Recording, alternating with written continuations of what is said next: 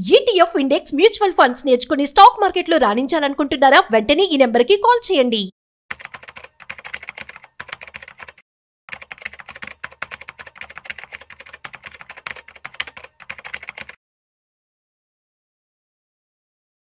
Sir నమస్తే sir, Sundaranaidu గారు. నమస్తే sir. Welcome to Vishnu talks. So Sundaranaidu గారు, బ్యాంక్ నిఫ్టీకి సంబంధించి సెబీ ఒక కీలక నిర్ణయం తీసుకుందంటూ కూడా నిన్నటి నుంచి మనకి నేషనల్ లెవెల్లో న్యూస్ రావడం జరిగింది.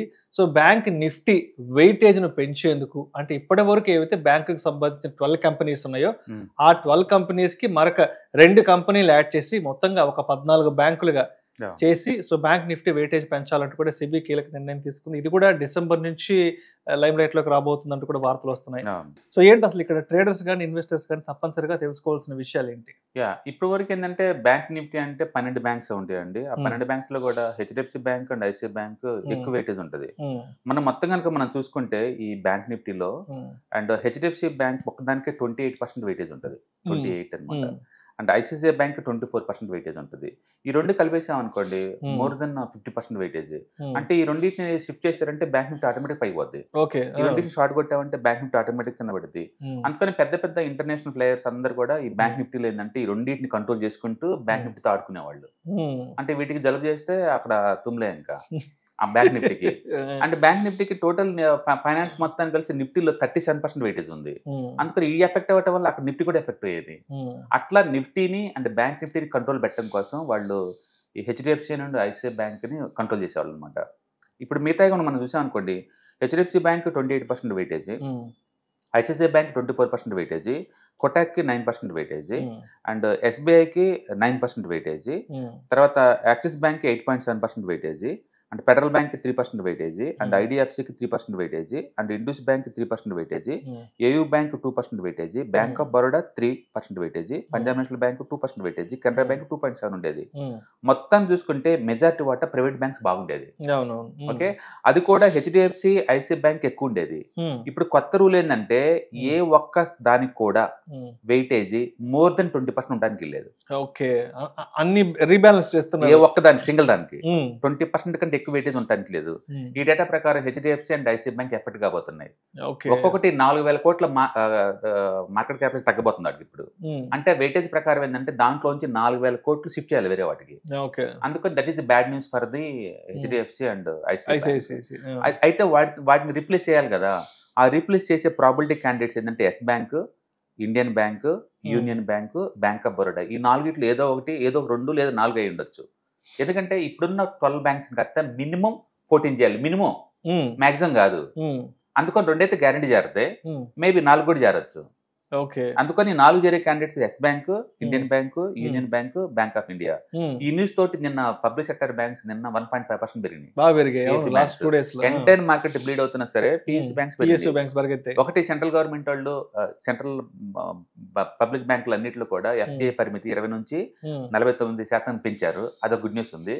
రెండోది బ్యాంక్ నిఫ్టీలో మ్యాండేటరీగా నీకు మార్చి 31 కల్లా ఖచ్చితంగా 14 బ్యాంకులు చేసేయాలి. ఏ ఒక్క బ్యాంక్ కి మాక్సిమం వెయిటేజ్ 20 కన్నా ఎక్కువ ఉండడానికి వీల్లేదు అనేసరికల్లా ఒక్కసారిగా మళ్ళీ పబ్లిక్ సెక్టర్ బ్యాంక్స్ కొంటాం ఏం చేశారనమాట.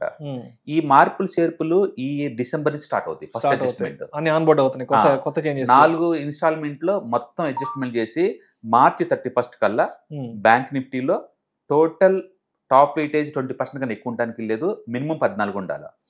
అదే టైంలో టాప్ 3 మొత్తం కలిపి 40% కన్నా ఎక్కువ ఉండడానికి లేదు. ఇప్పుడు 62% ఉంది టాప్ 3 అనమాట. సో టాప్ 3 కలిపినా సరే 45% ఎక్కువ వెయిటేజ్ రాకూడదు. దానివల్ల ఏంటంటే బ్యాంక్ నిఫ్టీలో మెజారిటీ వాటాగా ఉన్న వాటి స్ట్రెంత్ తగ్గబోతుంది అనమాట. ఈ డేటా ప్రకారం హెచ్డిఎఫ్సి బ్యాంక్ 29% వెయిటేజ్ ఉంది కదా, అది ఇప్పుడు 9% తగ్గించుకోవాలి వెయిటేజ్ని. 9% తగ్గించుకోవటం అంటే ఆల్మోస్ట్ 5,000 కోట్ల డబ్బులు వేరే ఫండ్ వెళ్ళిపోతాయి ఇంకా. అంటే అప్పుడు ఈటీఎఫ్స్, ఇండెక్స్ ఫండ్స్ అందరు కూడా దాన్ని సెల్ కొట్టాలి 4,000 కోట్ల వర్త్. అండ్ అలాగే ఐసిఐసిఐ బ్యాంక్ ఉంది అనుకోండి, ఇప్పుడు 26% వెయిటేజ్ ఉంది. అది ఖచ్చితంగా 6% వెయిటేజ్ తగ్గించుకోవాలా.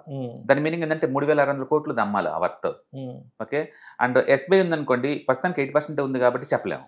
ఓకే, అంటే కాబట్టి ఈ రెండు మ్యాండేటరీగా ఎంతకంత లాస్ అవుతుంది అనమాట. ప్యాసివ్ ఫండ్స్ 2 కలిపి రఫ్గా 8,000 కోట్లు లాస్ అవుతాయి. నాకు తెలిసి ఆ డబ్బు ఎంతకంత ఎస్బీఐలో జాయిన్ అయ్యే ఛాన్స్ ఎక్కువ ఉంది. ఎందుకంటే ఎస్బీఐ 20 లేదు కాబట్టి. అంటే ఖచ్చితంగా ఎస్ బ్యాంక్ మంచిదే.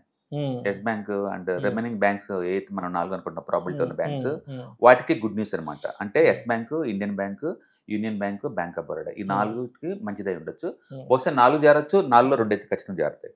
బట్ అంటే ఇంత పెద్ద షాకింగ్ న్యూస్ అంటే ప్రైవేట్ సెక్టార్కి ఇంత పెద్ద షాకింగ్ న్యూస్ లో కూడా బట్ పిఎస్యు సెక్టార్ మాత్రం చాలా మంచి ర్యాలీ వచ్చింది ఇందాక మీరు చెప్పినట్టు. బేసికల్ గా ఏంటంటే గుడ్ న్యూస్ ఒకటి ఉంది. పిఎస్యు బ్యాంక్స్ రిజల్ట్స్ నిజంగా బాగున్నాయి. నిజంగా బాగున్నాయి. ఎంత అంటే ప్రైవేట్ బ్యాంక్స్ తో పోల్చుకుని ఇవే బాగున్నాయి. అంటే ప్రైవేట్ బ్యాంక్స్ ఏంటంటే ప్రైస్ టు బుక్ వాల్యూ, అంటే బ్యాంకింగ్ లో మనకు వాల్యుయేషన్ పారామీటర్ ఏం చూస్తారంటే బుక్ వాల్యూ చూసుకుంటారు. ఎందుకంటే వేరే వాళ్ళ దగ్గర నుంచి డబ్బులు తీసుకొని వేరే వాళ్ళకి లోన్లు ఇస్తుంటారు. మళ్ళీ డబ్బులు తీసుకొని డబ్బులు ఇవ్వాలి కదా, అందుకని బుక్ వాల్యూని ఎక్కువ కన్సిడర్ చేసేది బ్యాంకింగ్ ఇండస్ట్రీలోనే. ఆ డేటా ప్రకారం తీసుకుంటే ప్రైవేట్ టూ మచ్ ఎక్స్పెన్సివ్ ఉన్నాయి. కొన్ని అయితే 4x ఉన్నాయి బుక్ వాల్యూతో పోల్చుకుంటే. పబ్లిక్ సెక్టర్ బ్యాంక్స్ ఒక బుక్ వాల్యూకి దొరుకుతున్నాయి, అంటే చీపర్ దొరుకుతున్నాయి. అందుకని పబ్లిక్ సెక్టర్ బ్యాంక్ చాలా చీపర్గా ఉన్నాయి. అందుకని వాటి బాగా పెరుగుకుంటూ పోతుంది. లాస్ట్ కోవిడ్ దగ్గర నుంచి ఇప్పుడు దాకా బ్యాంకింగ్ ఇండస్ట్రీలో అద్భుతాలు జరిగిందంటే పబ్లిక్ సెక్టర్ బ్యాంక్స్ అండి. అవి మొత్తం ఎవ్రీ ఇయర్ యావరేజ్ 25 to 30% పోతూనే ఉన్నాయి. ఈ సంవత్సరం కూడా బాగా ఉంది, ఆ సెక్టరే బాగుంది. అంటే ఒకప్పుడు పిఎస్యు స్టాక్స్ ఎలా ఉండేది, ఏదో దూరంగా విసిరేసినట్టు అన్నట్టుగా ఉండేది. బట్ అంటే ఒకప్పుడు టెక్నాలజీ దూరంగా ఉంటారు, అంటే కరప్షన్ ఎక్కువ ఉండేది. బట్ ఒక విషయం మనం గుర్తుపట్టాల, అండ్ ఎప్పుడైతే సెంట్రల్ గవర్నమెంట్ కి మోడీ గవర్నమెంట్ వచ్చేసిందో అప్పటి నుంచి గుజరాత్ లో ఉన్న మోడల్ ఏదైతే ఉందో, గుజరాత్ లో అన్ని government companies profit making companies, ఆ మోడల్ ని సెంట్రల్ లెవెల్లో ఇంప్లిమెంటేషన్ చేశాడు.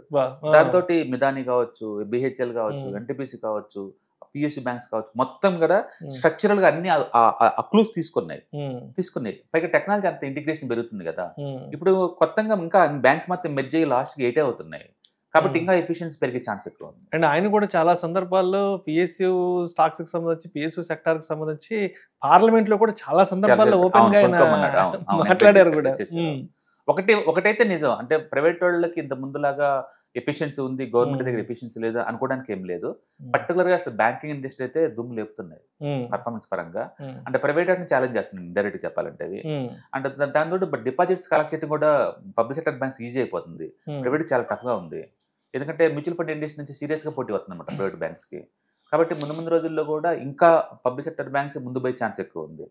అంటే ఇప్పుడు ఈ న్యూస్ వల్ల ఏంటంటే బ్యాంక్ నిఫ్టీలో మ్యానిపులేషన్ తగ్గి ఒక స్టాండర్డేషన్ వచ్చింది అనమాట. ఎప్పటి నుంచి ఎదురు చూస్తున్నారు యాక్చువల్ గా వీటి పర్సంటేజ్ తగ్గించాలని.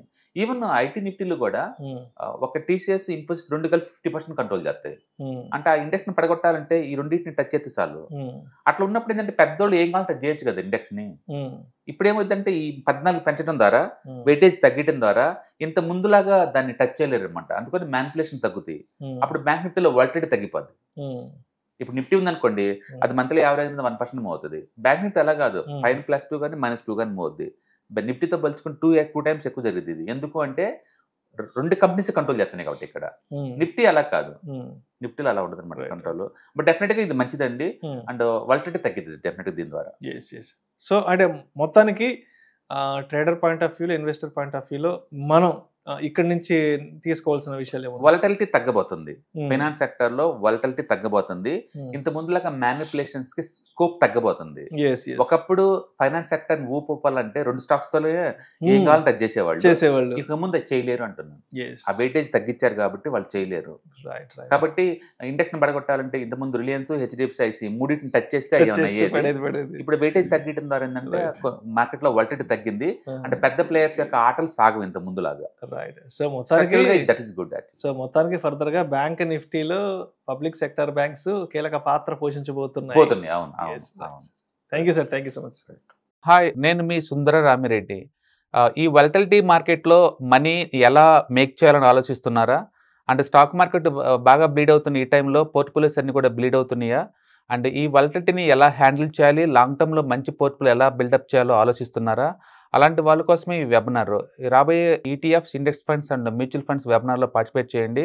మీ నాలెడ్జ్ పెంచుకొని రిస్క్ని మినిమైజ్ చేసుకోండి. స్టాక్ మార్కెట్లో ఉన్న ఇలాంటి వాలటిలిటీని ఎలా హ్యాండిల్ చేయాలో తెలుసుకోండి. Thank you.